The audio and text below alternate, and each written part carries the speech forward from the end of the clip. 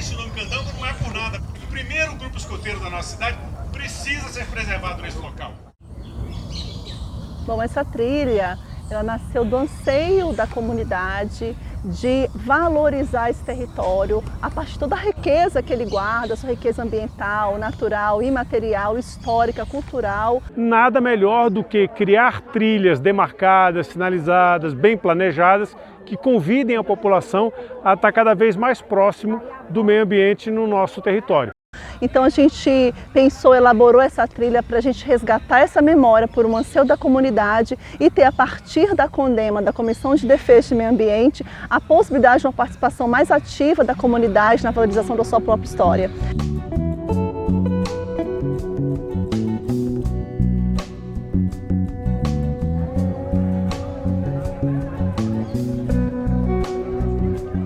O modelo que nós encaminhamos para se implantar nas diversas cidades é o modelo da Candangolândia.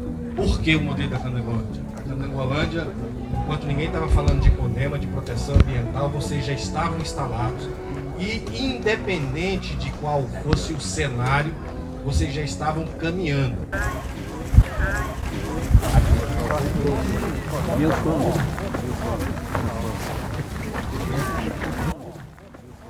Essa trilha, ela tem associação direta com a história de Brasília. A gente passa por monumentos, a gente passa por vários pontos que vão contando a história, trazendo os principais fatos, os principais personagens das tomadas de decisão que aconteceu a partir da Candangolândia e que reverberou em todo o processo governamental aqui no Distrito Federal.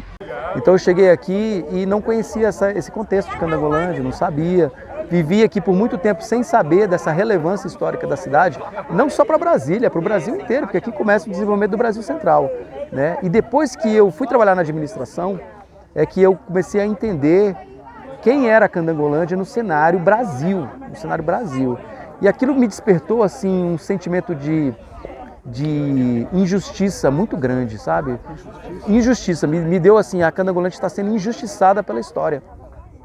Porque você assistia, eu praticamente assistia os relatos de aniversário de Brasília, por exemplo. Sempre era a Brasília pronta, né? A Brasília já, como se um dia ela tivesse caído todos os prédios do céu e pronto, estamos ali comemorando o aniversário de Brasília. E de repente eu descubro que as grandes decisões da construção de Brasília nascem aqui. É aqui que começa, é o celeiro de tudo. Do dia 14 de novembro de 1957, iniciou-se a produção de tijolos aqui mesmo. Os tijolos produzidos aqui na Candangolândia, aqui através desse forno, estão hoje nos palácios presidenciais. Então se a gente pensar assim, mas como é que se produziu, fez o que com esse material? Estão lá nos ministérios, estão lá no Congresso Nacional, no Palácio da Alvorada. E foi nesse sentimento que eu fui procurando, ouvindo, conhecendo mais, ouvindo outros historiadores contar da Candangolândia com tanta propriedade e com tanta emoção, que eu falei assim, é a minha cidade. Com paixão, com muita paixão. Eu falei assim, caramba, é a minha cidade, ele está falando da minha cidade.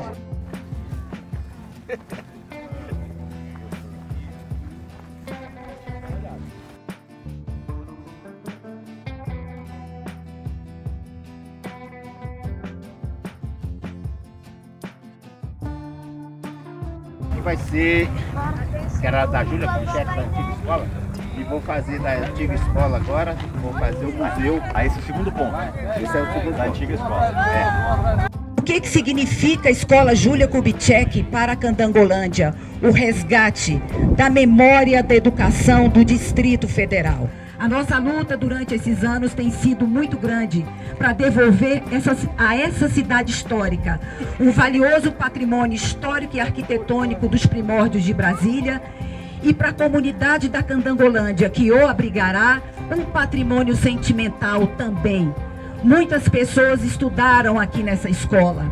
Então esse resgate, essa construção, reconstrução dessa escola para abrigar a sede do Museu da Educação é muito importante, não só para a Candangolândia, mas para Brasília, para a história de Brasília, para a história da educação do Distrito Federal.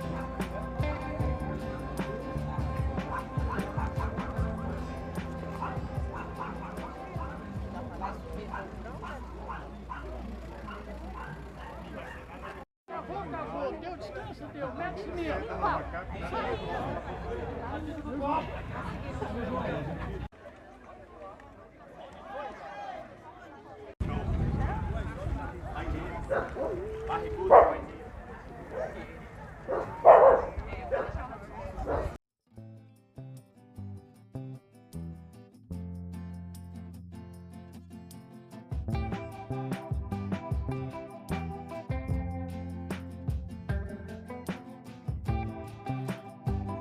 Então aqui guardava-se boa parte dessa documentação, protegendo de um incêndio, protegendo de um mal maior.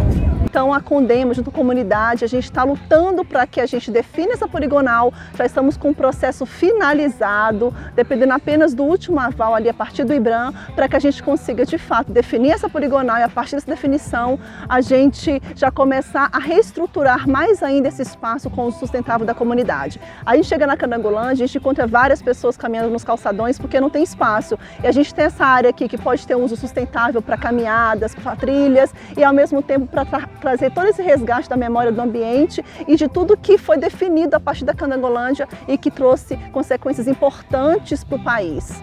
Tomando a Pirabrasília como um referencial de experiência bem-sucedida, que sirva de equipamento público para promover a visitação, a educação ambiental, o esporte, a cultura, a valorização do nosso patrimônio histórico e, naturalmente, a conservação, a proteção, a promoção e valorização dos nossos parques, das nossas unidades de conservação. Quase 200 pessoas, gente da comunidade está aqui junto com a gente que foi criado aqui e hoje tem filhos andando dentro do parque. Isso que é o gostoso, então quer dizer, a comunidade está no parque. Por isso que o nosso parque precisa da poligonal, o mais rápido possível. Queria pedir um presente para Brasília, um presente para Candangolândia, pedir ao governador nosso um presente, definir a nossa poligonal. O senhor tem um poder da caneta de fazer o seguinte, vamos arrumar essa poligonal da Candangolândia, vamos colocá-la para existir, porque o Parque dos Pioneiros existe. Desde 2017 os estudos estão prontos lá, tanto no IBRAM como na SEMA. Então, governador, dá um presente para Brasília, dá um presente para Candangolândia. A comunidade deseja isso, a definição da nossa poligonal. A Condema, graças a Deus, está sendo atuante e nós estamos em todas as reuniões do meio ambiente para essa poligonal sair.